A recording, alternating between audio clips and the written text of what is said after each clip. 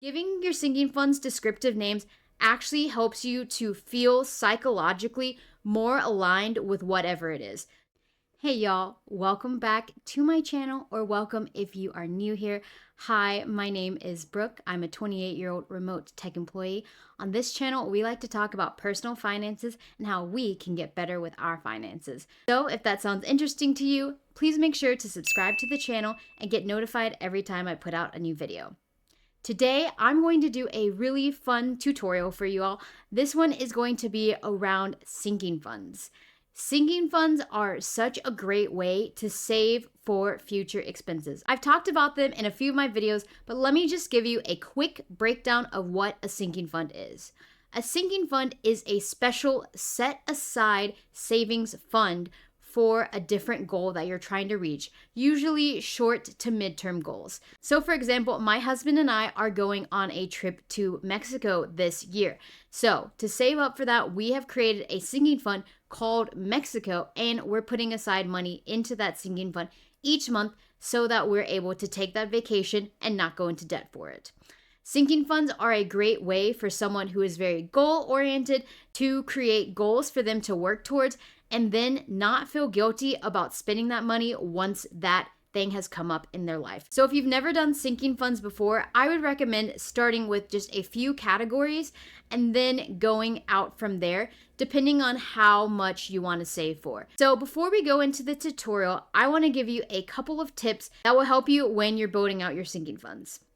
First, I want you to give your sinking funds descriptive names. Giving your sinking funds descriptive names actually helps you to feel psychologically more aligned with whatever it is. So for example, when I started out my emergency fund at the very beginning of this journey, I called my emergency fund the rainy day fund. I didn't just call it my emergency fund, so that I could feel excited about putting my money into that fund. Like I mentioned before, the Mexico trip. I specifically said this money is going to our Mexico vacation, not just vacations in general. So if you have something specific that you're saving up for, name your sinking fund after that. And that way you'll be motivated every time you put money into that account because you know it's going to a tangible goal. Secondly, I want you to treat sinking funds like a regular line item within your budget. I'm a monthly budgeter, so that means all of my sinking fund money gets allocated during the time that I budget. And my next video that I'm going to be put out will be my February reset. I'll show you everything that we spent in January and how we're allocating our money in February, which is so exciting. I can't believe it's already the end of the month. But each month, I set aside money within my budget that specifically goes to my sinking funds as a line item so that I'm always making sure that I'm funding the sinking funds that I want. So with those tips, let me show you how I do sinking funds using my Ally savings account. Ally Savings is a great account because it is a high yield savings account. That means you're getting a higher interest rate on your money in this account than a regular brick and mortar account. I've been using Ally for over 7 years. It's a really great bank program. So if you don't have a high yield savings account, I definitely recommend looking into this. As of right now, their rate is 3.8. And for me, that is good because I have been consistent with them and I really like their system. So let's go over into Ally and see how I use these sinking fund categories within my savings buckets.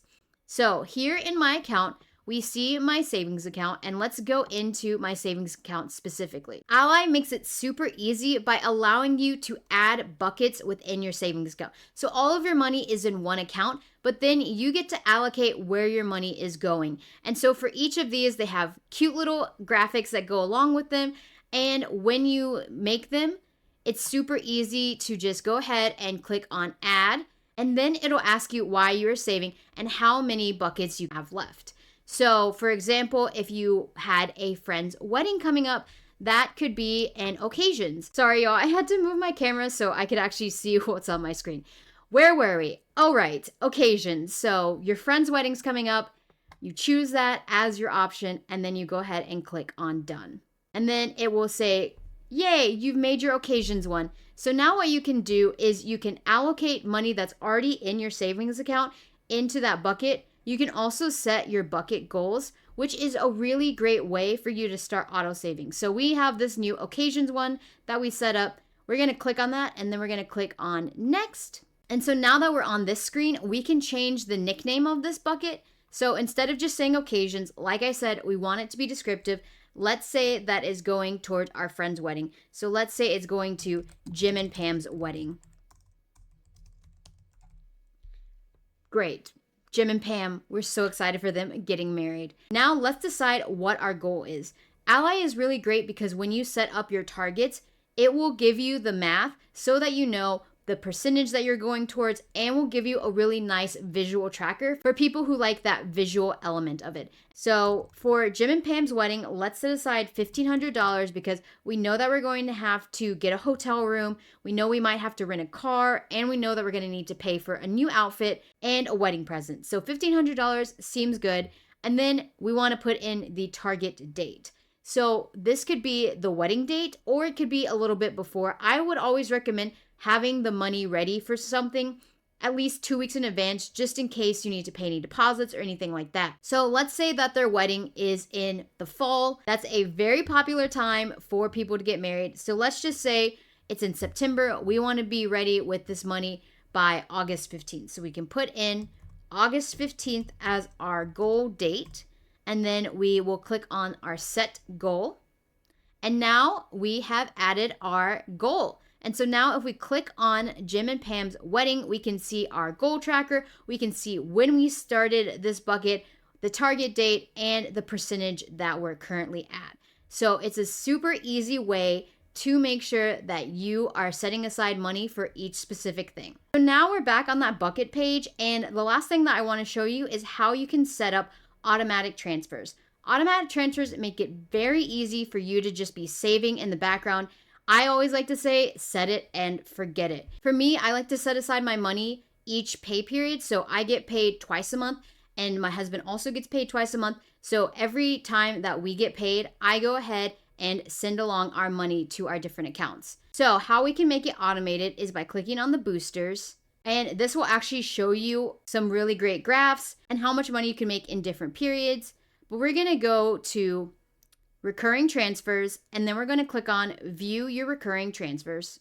And now from this screen, we can just go ahead and say add another recurring transfer, and then we can choose when this is going to happen. So for me, like I said, I get paid every 2 weeks, so I'm going to put in 2 weeks. And so this one I'm going to set for our annual sub fees, our HBO Max yearly fee, our ring insurance, that kind of thing. And we're going to set aside $50 every 2 weeks. So now we're going to click on next. And then on this page is where you're going to say where this money is going to go. So it'll automatically go to your core savings, which is just the unbucketed amount.